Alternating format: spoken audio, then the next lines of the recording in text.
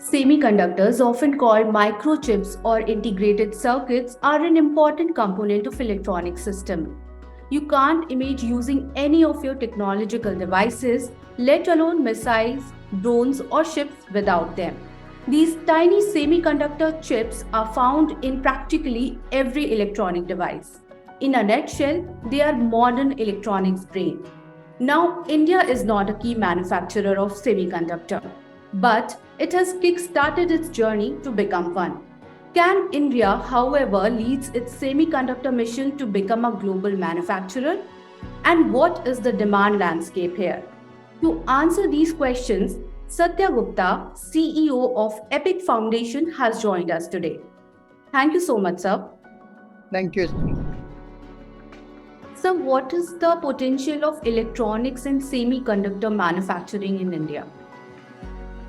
It's not just the electronics product, but anything which goes in industry, defense, as you said, right? All of them have basically electronics embedded in them, and I think semiconductor basically which are making them intelligent, right?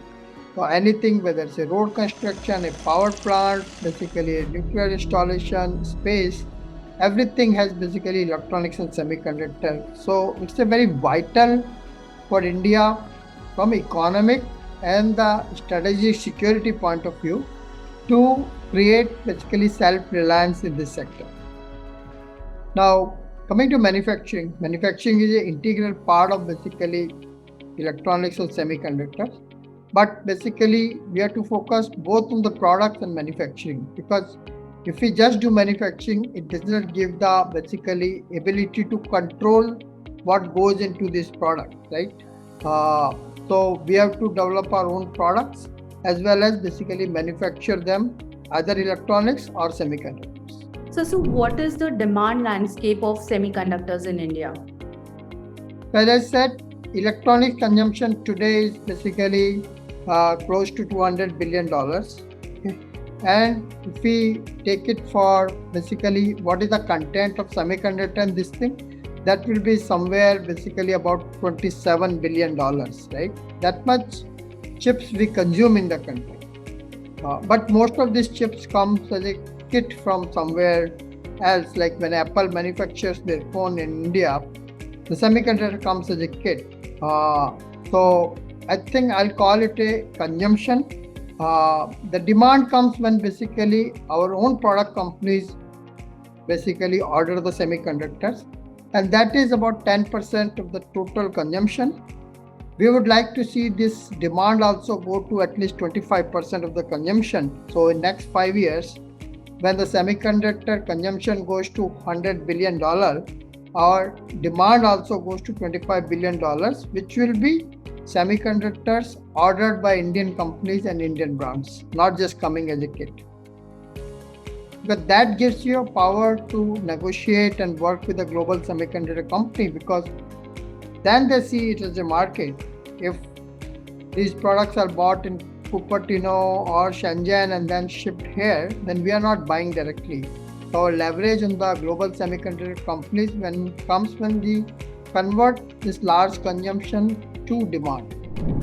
So nutshell, $27 billion semiconductor consumption today.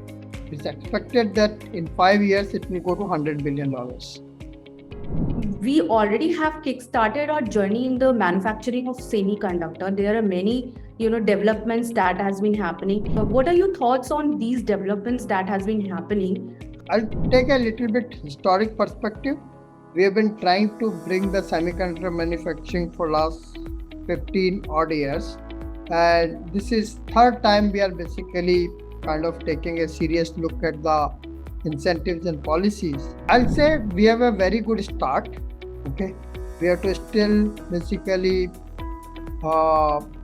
go long road, both in terms of setting up the manufacturing and creating the right manufacturing talent and doing the design talent as well. So we need research talent, we need manufacturing talent, and we need design talent. All the three vectors of the talents are required. I think this time the policy is very clear-cut laid out, and it's not only design, it has basically elements of design, it's an element of product development, and it's an element of the talent creation. Total outlay for basically India of $10 billion is very good, but the most important thing is that the incentive policy gives very clear-cut 50% incentive on any semiconductor manufacturing plant. Multiple states basically are offering the incentive on top of it in the range of 20 to 25%. So if you put it together, you are getting about 70 to 75% incentive for setting up the manufacturing plants in semiconductor, which is unmatched anywhere in the world.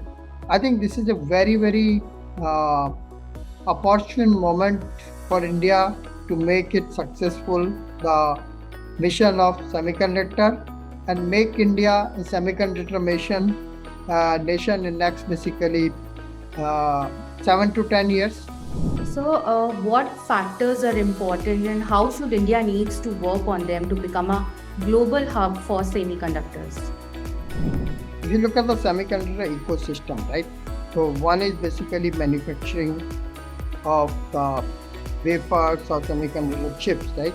Second is basically designing the chips which can go into these fabs and other places. And third is basically your input supply chain, the raw materials which goes into these fabs, like chemicals, gases, slurry. We need to build basically capabilities in all the three areas. The success formula could be that we start yielding the results in 3 to 4 years, and in the parallel work on the long-term programs also, which will basically yield the result in 7 to 10 years. But I see very clearly within 7 to 10 years, we should have a significant semiconductor chip design as well as semiconductor manufacturing, as well as basically very good talent coming out of these initiatives.